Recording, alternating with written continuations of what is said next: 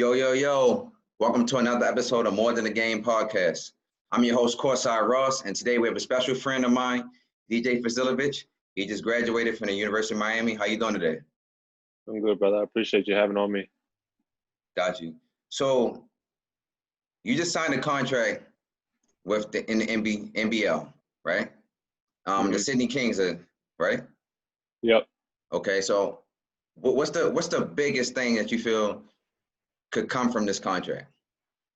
I think the reason I went with the Kings is just because there's so much uncertainty around the world right now, with all sports, and if there will be a season next year or, how the season will be played out. I know the NBA is still uncertain about next year, whether there'll be a G League or not. So I know a lot of NBA teams see me as like a two-way guy, but if there's no G League, then I'm kind of uncertain. Like I won't even make a roster if it's like that. So, Europe still didn't even open up their market, and the NBL was the first team to actually open up in free agency and sign players. So, Sydney Kings approached me first. They said, I'm a local kid. They're chasing me hard out of college. So the reason I chose them is because, Will Weaver was the Brooklyn Nets G League coach, has a great resume. What they did last year was unbelievable, and development, like just the development overall, what they have. I think that's what's going to help me make that push to obviously end up in the NBA. Okay. Now, with you going to the NBL, I got to ask you a tough question right here. It's going to be a real tough question. How will the ACC help you in playing at the next level? And or is the ACC tougher than this league? Let's just be honest. I'm being real. Yeah. To be honest, I haven't played in the NBL before, so I don't really know the competition. I know it's a great competition. Obviously, play against people that are much older. Between the ages of anywhere between 20 to 35. So you're playing against grown men. But in the ACC, you're playing against guys who league bound. Every night you're playing against a different team in the ACC that has 2 or 3 NBA guys. Nice. So I think it'll help me transition. I know I'm getting a lot of criticism already that he won't be able to make the jump from the ACC to the NBL, this and that. He won't play a lot. But I feel like the ACC has actually prepared me to go in day out against the guys like R.J. Barrett or Jason Tatum or Grayson Allen. Like all those guys, you play against day in and day out. It's going to help me a lot going forward, especially in the NBL.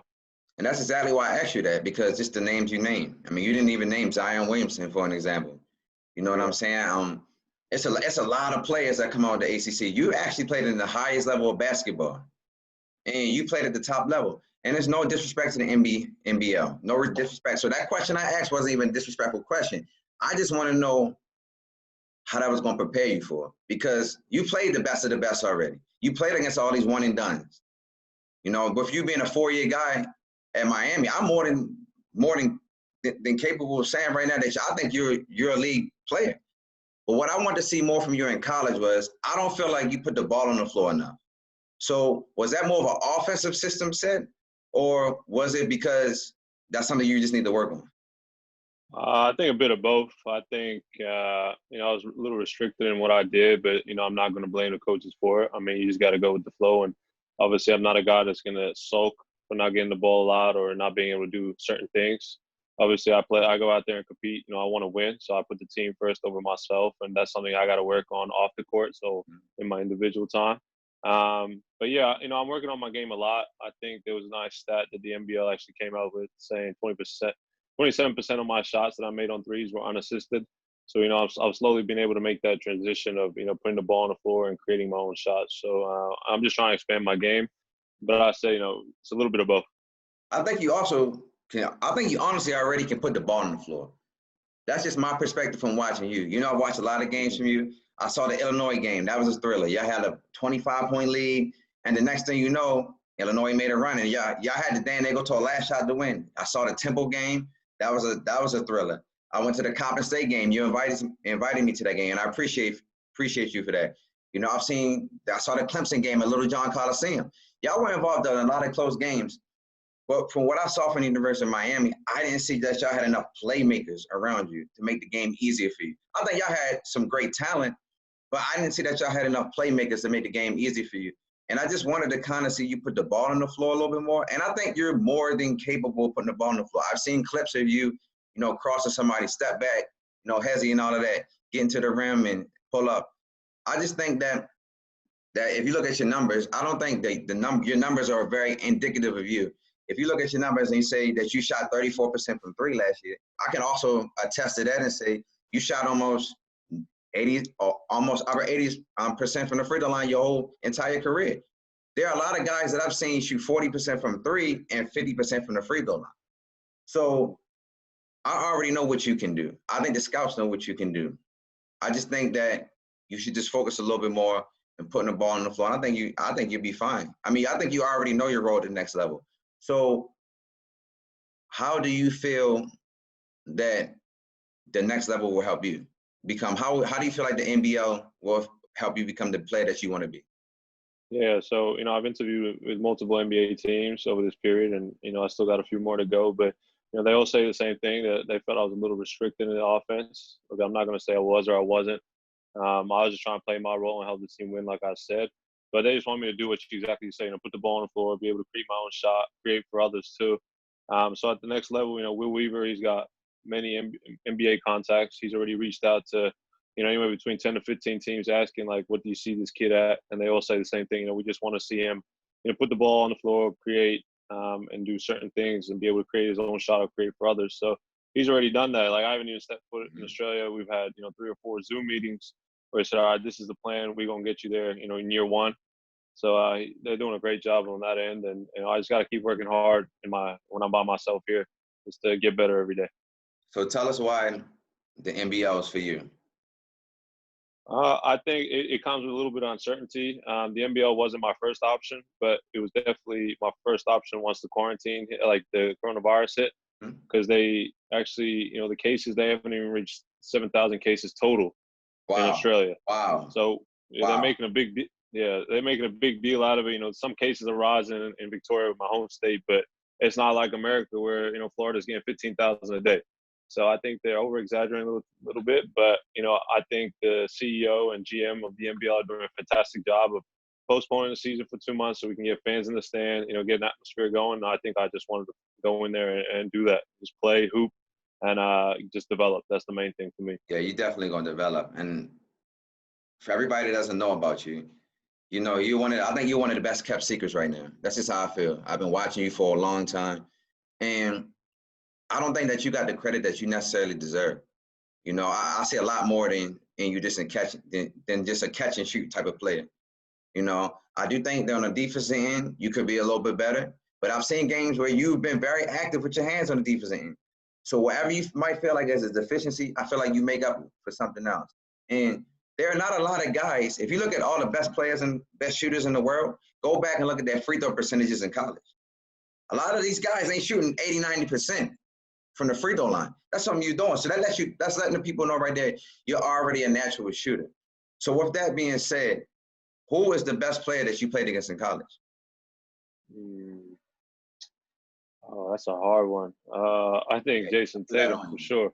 Jason Tatum for sure. Like, this man, so I was watching a few highlight tapes of him, his workouts before college, after college, in the NBA. He does the same thing. He's done the same thing since day one. So he already came, to college with that bag, like a league bag. So he had all multiple moves and stuff like that. So what he's doing now is not a surprise to me, because he's been doing it since, high school, since college. I was lucky enough to play against him at the FIBA World Championships on the 17, on the 19s. Like, me and him, like, we're mates. Like, we know each other. Like, if I was to see him, he'd dab me up. Like, we'd have a discussion. So, we played against each other, and he gives respect to me, but he's definitely the hardest guy I've had to guard in college. Wow, a lot of people say that. A lot of people say Jason Tatum was league ready. Just watching him in his bag and the type of moves he's doing, the type of, footwork and everything he has, that's rare that a college freshman should have that. So speaking on the footwork and everything, I'm a trainer myself. And I feel like footwork is the biggest deficiency in the kids that are growing up nowadays. What do you think? There's one thing that high school athletes or even college athletes should work on, the one thing that should be the most prominent in helping them succeed at wherever level they're at? I think the fundamentals in general, knowing how to dribble the ball or shoot the ball in general, like with your footwork and stuff like that. As you said, that's why I'm so good of a shooter, because I developed my footwork at a young age and developed the fundamentals, like till this day, people can't beat me in a shooting contest, even if they tried. Like, even my off day, it might be close, but when I'm on, like, I blow them out, and they ask why. I just said, it's my fundamentals. I know where to catch every time. I don't dip. I don't second guess my shot ever. Like, everything's in a routine and fundamental wise. So I think in America, no disrespect, I think growing up individually, we don't work on the fundamentals here. I've seen it a lot. But, in Australia, that's the one thing we hype on, Australia and in Europe, because my parents are both from Europe, so they've seen it too, that fundamentals goes first. Like Nikola Jokic, for example, from Serbia, he's a 7-foot point guard. The reason he's like that is because he was taught, everyone, doesn't matter your size, you can be 5'5", 7'2", you're learning how to be a point guard to handle the ball just to make you more versatile. So I think that's the one thing America lacks, but I know we can fix it going forward. Yeah, and I agree with you on that, because I see a lot of these players, and with me being a coach as well, the main thing I see is that I'm a big proponent of my center needs to be able to dribble, my power forward, my small forward, everybody, 1 through 5 got to be able to dribble, because you never know that situation where you got to bring the ball up the floor. So I do like the 5-out basketball, I like the 4-out, 1 in, I like all that type of basketball. But you got to be able to handle the ball, and that's the one thing I'm starting to see a little bit more now that I didn't see previously. But they don't really teach these kids, the big men, they just throw them on the block. Don't teach them any post moves. They don't teach them any dribbling. And then by the time they get to high school, everybody looking like, oh, what happened to him? I thought he was nice. He was nice because he was bigger than everybody. So one of the main things I do is the footwork and development of, I don't care where you are, you got to be able to put the ball on the floor. So I definitely appreciate you by saying that. And can you just explain a little bit of the background behind you, like your background story, so people will know more about DJ Vasiljevic? Yeah. So I was born in Canada. I moved to Australia at the age of 6. Both my parents are from a former Yugoslavia. They fled the war, started all over again. So, they put me in a position where I've been able to go to Australia, be put through a good high school, good schooling, and obviously get a scholarship to Miami. But my road wasn't easy. I started playing basketball at the age of 12. Fundamentals. I've been cut from a lot of teams. I've had doubts of myself. Not wanting to play basketball again just because I've been overlooked. I keep getting cut. Like, I was tired of it, but then it just clicked one day when my dad said, "Hey, let's just go and kill everybody. Like, we just want to go out there and just show that I'm better than everyone." And that's what I did. We printed out people's faces, put them up on the board, and you say, "All right, we're going to him at this practice. We're going to him at this practice," just to show that you belong. And then I think it all kicked off when I was 15. I was making multiple, state squads. Then I made the national team. Was able to perform at the under-17 World Championships. We played the U.S. in the final. They had Jason Tatum, Josh Jackson, Diamond Stone, Malik Newman. Like, none of those guys, none of the 12 are in the NBA right now. So, to lose to them by 7, and I had a pretty good outing with 29 points to compete against them. We only lost by 7 and was named All-Star 5. So, my career, it's been up and down because a lot of obstacles, but I'm just happy the way I've progressed and being able to develop, I guess. So out of everything you said, there was a lot of importance and relevance in what you just said. The thing that really stood out to me was you say you didn't play basketball until you were 12 years old. So that's motivation for a lot of these kids, because there are a lot of kids that play basketball at 4 and 5 years old, and they still never develop or even ever play the ACC level.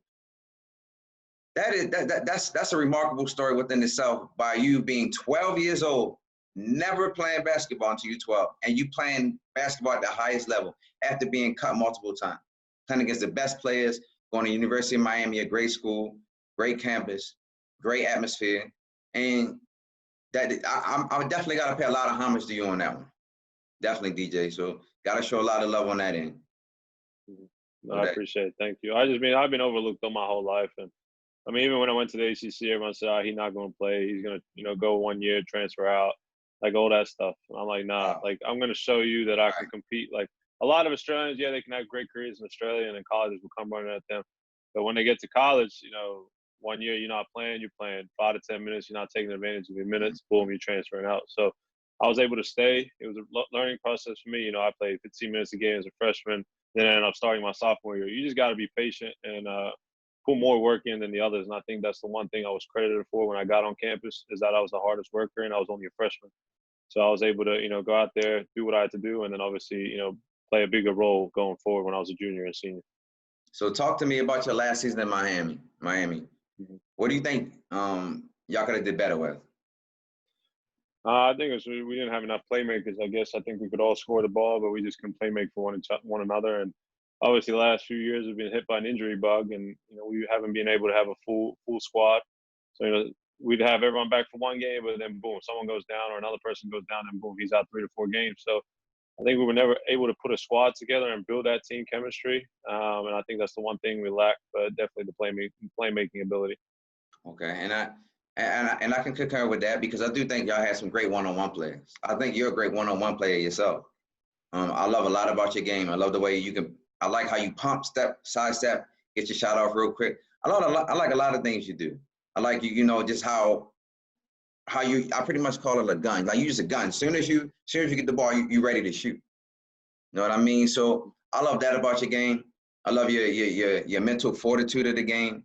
I love the way you get others involved, even though your assist numbers may not necessarily, say all of that. But like I said, I think your game if you look at the numbers watching your game, if you look at the numbers and don't watch the game, I don't think that the stat sheet says it all because I think you're a way better basketball player than what you show. And I came to some games. The game I came to, you had 21 points. Another game you had 25 points. I see that you did a lot of great things. I don't feel like you got enough shots up. I look at the stat sheet and you sometimes be 3 for 9, 5 for 11. You too damn good of a shooter to be only be shooting 11 shots. There might have been some games you shot 7 for 22, but that's the DJ I want to see. I want to see that 7 for 22 DJ because that's showing me you're not afraid to get up the shots. And I feel like if you were a little bit more involved in the offense rather than just throwing you in the corner or coming off, screens and everything, I felt like it would have showed a little bit more in the stat sheet. How do you feel about that? No, I agree. I mean, obviously, I'm going to play for the team first, so I'm not going to go out there jacking. Never been like that, but I'm a scorer. That's just how it is. If it comes to me, it comes. If not, then I got to find a different way to, see how to get involved in the game. And I think that definitely shows. My assist numbers won't show it, but just me being out there just creates more space. You can even ask Bruce Brown. Facts. When you look at it, my sophomore year, me and Bruce were probably, a very deadly duo. If he came off a pick and roll, he's either hitting the one on the roll or he's hitting me on the lift because sometimes to start the game, my man will go and help up to the one off the roller. Boom, I'm wide open. He's going to hit me, and I'm going to hit a three. And I was a leading ACC three-point percentage that year because, I was able to get open looks and stuff like that. And then that was your sophomore year? Yeah. Yeah. And if they started hugging me, Dejan was wide open. So we won a lot of games. We ranked, top 5 at one stage. So just being able, just have others play make for you. And, me and Bruce still communicate to this day, and he wishes we could play together going forward. I interviewed with the Detroit Pistons too. So, I'm just letting everything try and fall into place. I'm not, trying to rush anything. I'm just trying to humble myself, continue to work hard, and just let everything go with the flow. But I just want to develop to the highest point where I know I can go out there and compete. And that's why I'm glad you said that because I was hoping you said that because that's the next thing I was going to get into about going to the higher level and playing with better talent. I think if you're honestly, you remind me a lot of Tyler Hero. If you look at Tyler Hero, minus maybe the ball handling skills, I can't say that because I've never seen you dribble outside of a game. But I think you have a lot of Tyler Hero in you. If you put that type of talent around you and somebody that can penetrate in this dish, that's all you're gonna need. That's your role. All you got to do is be able to spot them and shoot. And then if they leave you open, it's gonna be cash every time. I see no reason why at the next level you shouldn't be shooting 42% and up from 3. Right now, I envision 45% for you. And I feel like that's you. And if you get in the right situation on the right team, you see all these two-way contracts now. I can name a lot of people that are on two-way contracts, and that's where the league is going to now. So you shouldn't be discouraged if you don't get drafted because sometimes the kids that are getting drafted don't even make it a year or two. It's the two-way kids, two-way contract kids that are coming in.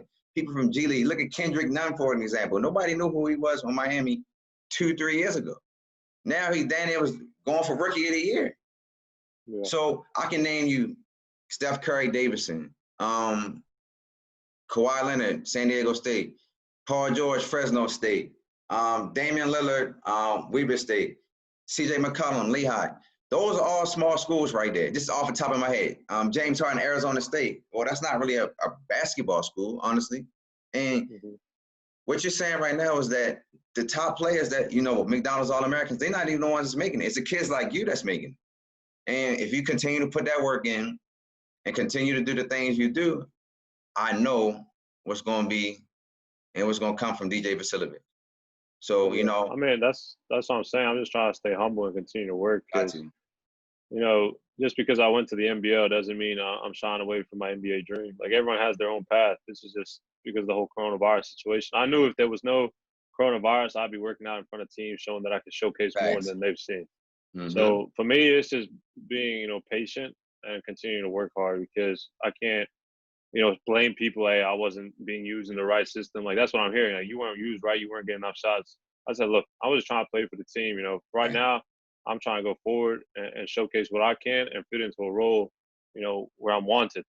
It's not just I'm needed. Right, like, they want me to be there. Like, you want to belong there, 3-4 year guy, and then boom, try to sign another contract. Not just, 1 year, all right, he was there, done. Let him, like, boot him. So I'm just trying to, if I make it to the league, I got to work 10 times harder to stay in the league because it's like a business. Everyone's like trying to get in there, and you can be replaced at any time. Right. But one thing you got going for you is you're a great kid. You've shown that you can live anywhere. So you're not going to be homesick wherever you go. Mm-hmm. You've also shown that you could probably fit in any system because every team needs a shooter. Now, I don't care. The Warriors need another shooter. You can't have enough shooters. So every team right now, you're marketable for every team. But the biggest thing you got to do is you got to go over to Australia. You got to focus on that. You got to kill over there. And the style of play is going to be different over there. It's going to be much different, but it's going to teach you the logistics on how to play the game of basketball again. I'm not saying again as I'm saying again as in what you said earlier about the fundamentals. It's going to teach you a lot of things because the way they play game, the way their offense and everything set up over there is totally different. If you look at the NBA now, a lot of the NBA game comes from overseas. So with you getting in that system, killing in that system, and then coming back and developing ball handling skills, getting faster on your feet a little bit, I know what you can do, and I know you're gonna make it. But you just got to continue to fight, and I'm just real proud of you. That's all I can say right now. Real proud of you. I appreciate it. I appreciate that. Thank you. You're welcome, and I appreciate you coming in, DJ, for the interview. You've been a great person to me. You've been a great friend.